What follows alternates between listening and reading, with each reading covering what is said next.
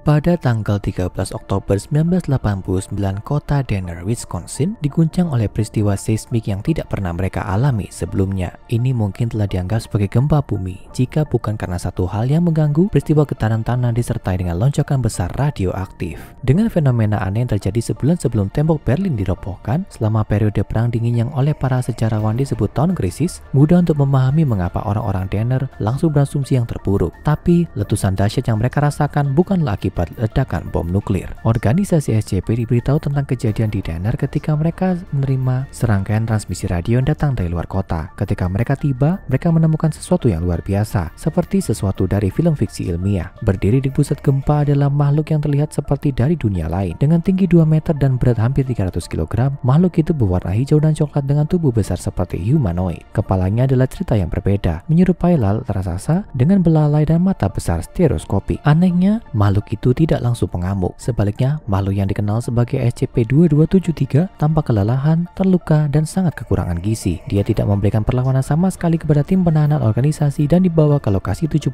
tanpa konflik. Meskipun organisasi SCP tidak asing dengan pengunjung dari dunia lain, ada sesuatu yang sangat tidak biasa tentang alien pendatang ini. Para dokter yang memeriksa makhluk itu dan merawat lukanya menemukan embel-embel yang tampaknya berfungsi sebagai pemancar radio organik dan luka terbuka besar di tulang belikat dan lengan bawahnya, di mana pelengkap lebihannya telah robek. Selain itu, sementara kerangka luarnya yang seperti serangga sebagian besar memiliki pola hijau dan coklat yang seragam, lengan atas dan batang tubuh makhluk itu dihiasi dengan berbagai luka dan tanda yang jika dilihat lebih dekat tampak seperti lencana militer. Apa ini semacam tentara antar galaksi terluka yang terdampar di bumi? Jika iya, lalu bagaimana lencana organik pada kerangka luar alien ini sangat cocok dengan lencana militer yang dikenakan oleh tentara di Uni Soviet? Bahkan jika mereka mereferensikan unit yang secara tidak resmi di dalam tentara Soviet, para ilmuwan yakin alien ini sama sekali bukan alien. Di bawah kerangka luarnya ada manusia yang bukan anomali. Jika benar, maka ini bahkan lebih menakutkan daripada pengunjung luar angkasa. Para ilmuwan yakin Uni Soviet telah mengembangkan jenis baju besi organik baru dan anomali yang muncul di Wisconsin ini adalah hasil pengujian yang gagal di tanah Amerika. Jika itu masalahnya, maka tidak ada yang tahu berapa banyak dari exoskeleton ini ada di luar sana dan perlu diamankan. Organisasi harus bertindak cepat dan mencari tahu lebih banyak. Saat SCP-22730 pulih, mereka memanggil Dr. Friedrich, seorang psikolog yang bisa berbicara beberapa bahasa termasuk bahasa Rusia. Dr. Friedrich akan ditugaskan untuk menginterogasi tentang asal-usul SCP dan sifat lapisan itu. Wawancara dilakukan melalui radio AM dari ruang observasi terpisah, karena pemancar biologis tampaknya menjadi satu-satunya metode komunikasi SCP-2273. Wawancara dimulai dengan Dr. Friedrich berbicara dengan SCP-2273 dalam bahasa Rusia, hanya untuk 2273 untuk menjawab bahwa aksen Dr. Friedrich mengerikan dan meminta agar dia menggunakan bahasa Jerman sebagai gantinya. SCP-2273 yang menurut tambalan militer organik di tubuhnya bernama Mayor Alexei Belitrov awalnya menolak untuk diwawancarai. Dia percaya bahwa dia adalah tawanan perang, ditahan oleh militer Amerika. Menurutnya, dia telah berada di tengah pertempuran dan bahwa Amerika telah membunuh anak buahnya dan meninggalkannya untuk mati di hutan belantara. Tidak ada yang dikatakan Dr. Friedrich kepadanya bahwa tidak ada perang atau bahwa organisasi tidak berafiliasi dengan pemerintah Amerika dapat meyakinkannya, dan dia menolak untuk berbicara lebih jauh. Sebelum wawancara kedua dilakukan, Belitrov diberi salinan lama riset umum tanya jawab peneliti tingkat 1 sebagai cara untuk membantunya lebih memahami sifat organisasi dan penahanannya. Belitrov lebih kooperatif setelahnya, meskipun sadar bahwa dia mungkin akan ditahan selama sisa hidupnya, menyebabkan dia sangat tertekan dan dia tidak mau berbicara dengan Dr. Friedrich selama 3 hari selanjutnya. Dr. Friedrich tidak menyerah dan ketika Belitrov akhirnya terbuka dengan dokter, dia mulai memberitahunya lebih banyak lagi. Belitrov memberitahu dokter itu bahwa ketika dia masih kecil, Rusia terkena hulu ledak nuklir Amerika dan Uni Soviet segera membalas. Konflik nuklir yang dihasilkan yang oleh Belitrov disebut perang untuk mengakhiri dunia menyebabkan kehancuran besar-besaran dan menyebabkan sebagian besar planet terkena radiasi yang berbahaya. Karena itulah dia memiliki kerangka luar. Itu untuk melindunginya dari radiasi dan memungkinkan dia bertahan hidup di atas tanah. Sayangnya, Belitrov hanya tahu sedikit tentang bagaimana lapisan itu dibuat atau cara kerjanya dengan mengatakan bahwa lapisan itu dibuat oleh para insinyur dan bahwa lapisan itu tumbuh secara alami selama beberapa tahun. Tapi Belitrov tidak membuat keputusan sendiri. Orang tuanya yang mengajukan dirinya sebagai subjek tes untuk program pelapisan exoskeleton ketika dia masih muda, berharap itu akan memberinya kesempatan yang lebih baik untuk bertahan hidup. Proses pengikatan exoskeleton ke tubuh manusia ini sangat menyakitkan, tapi menurut Belitrov, keuntungannya jauh melebihi rasa sakitnya. Lapisan itu tidak hanya membantunya bertahan hidup di gurun nuklir, tapi juga membuatnya menjadi prajurit yang lebih baik. Lapisan itu memungkinkannya untuk mengangkat dan membawa hingga 1.200 kg, memberinya penglihatan stereoskopik dan pemancar radio organik yang memungkinkannya untuk berkomunikasi dengan tentara lain dari jarak jauh, serta mendengarkan transmisi musuh yang dienskripsi. Luka di bahu dan lengannya yang terlihat seperti pelengkap telah robek adalah tempat senjata dan paket persediaannya yang sebelumnya dipasang. Belithrov telah ditempatkan bersama anak buahnya di daerah di mana dia ditemukan ketika mereka diserang oleh tentara Amerika. Para prajurit telah mengambil senjata dan paket pasokan Belithrov,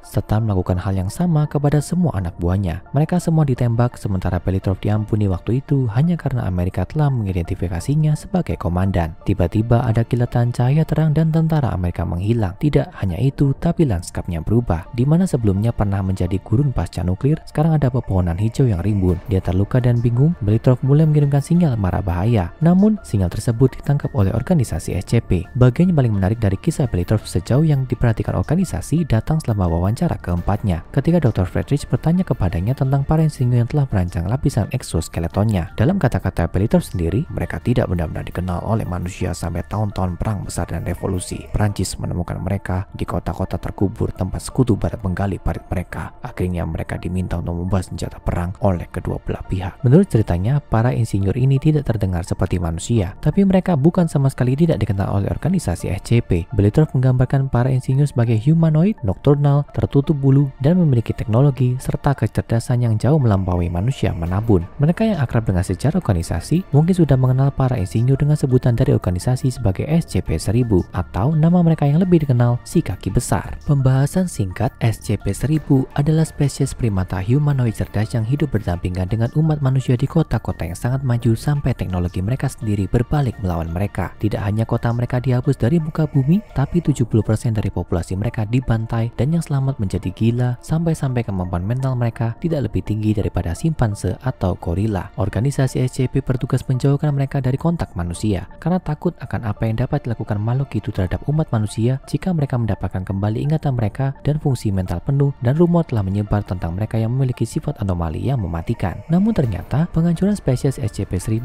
tidak pernah terjadi di alam semesta Belithrov, atau jika memang demikian, itu tidak sepenuhnya selesai. Dalam garis waktu itu, umat manusia kembali berkontak dengan SCP-1000 setelah menemukan kota bawah tanah mereka selama Perang Dunia Pertama. Setelah penemuan ini, kekuatan sekutu dan poros mulai merekrut mereka untuk membawa senjata, dan senjata mereka berperan dalam revolusi Rusia dan Perang Dunia Kedua. Karena keunggulan teknologi inilah, Perang Dingin meningkat menjadi apa yang akan menjadi perang untuk mengakhiri semua perang. Kedua belah pihak tidak hanya dipersenjata dengan hulu ledak nuklir, tapi juga pelindung exoskeleton yang sangat canggih dan tahan radiasi yang memungkinkan konflik berlanjut bahkan setelah planet itu hancur total. Sementara manusia bertemu di atas tanah, kehidupan berlanjut seperti biasa untuk SCP-1000 di kota bawah tanah mereka. Seperti yang dicatat Belithrov, mereka tidak pernah mengenakan baju pelindung itu sendiri karena mereka tidak perlu menjelajah di atas tanah. Hanya tentara yang memakai baju pelindung, dan ini bukan perang mereka. Belithrov terus menyesuaikan diri dengan kehidupan dalam penahanan dan duduk untuk wawancara rutin dengan Dr. Friedrich. Dia diberi jatah yang disediakan untuk anomali humanoid tapi dalam jumlah yang jauh lebih besar karena lapisan itu mengharuskannya makan sekitar 8.000 kalori sehari agar tetap berfungsi. Belithrov juga mulai memanfaatkan kemampuannya untuk mengakses perpustakaan organisasi. Dia sering membaca atau mendengarkan musik klasik terutama oleh komposer Rusia Tchaikovsky. Dia tampak sangat suka membaca Mesin Waktu oleh H.G. Wells. Ini tidak mengherankan mengingat dia dapat langsung berhubungan dengan pengalaman hidup melalui kiamat dan dipindahkan ke garis waktu yang aneh tanpa jalan untuk kembali ke rumah. Tapi dengan sedikit masa untuk mengisi waktunya, Belithrov mulai menunjukkan gejala yang sesuai dengan gangguan stres pasca trauma. Melaporkan dalam wawancara regulernya dengan Dr. Friedrich bahwa dia terus-menerus mengingat kembali ingatan tentang pertempuran yang dia perjuangkan dan kehidupan yang dia renggut dalam pertempuran. Sepertinya lapisan itu juga membuat masalah menjadi lebih buruk, seolah-olah dia tidak akan pernah bisa melupakan karena salah satu fiturnya adalah kemampuan untuk menyimpan dan memutar ulang kenangan. Fitur ini dimaksudkan sebagai bantuan strategis yang akan memungkinkan perwira komando untuk lebih efektif mengumpulkan dan memproses informasi tentang lingkungan mereka. Tapi di luar pertempuran, ini hanya berfungsi untuk memaksa Belithrov menghidupkan kembali ingatannya yang paling menyakitkan lagi dan lagi. Setiap malam saat dia mencoba untuk tidur, dia akan melihat wajah anak buahnya Selanjutnya, senjata mereka dirobek dari rangka luar mereka tergeletak di tanah setelah ditembak mati oleh musuh. Seperti banyak veteran, Belitrov dihantam sekaligus dengan kenyataan perang yang keras. Sekarang otaknya tidak hanya fokus untuk membuatnya tetap hidup, tapi juga punya waktu untuk memproses semua kengerian yang dia alami. Dia memberitahu Dr. Friedrich, "Saya berlatih bersama orang-orang ini selama bertahun-tahun sebelum mereka mengembalikan kami ke permukaan. Sejak kami semua masih kecil, kami adalah saudara, dan saya memberi perintah untuk menyerah dan membuat mereka terbunuh.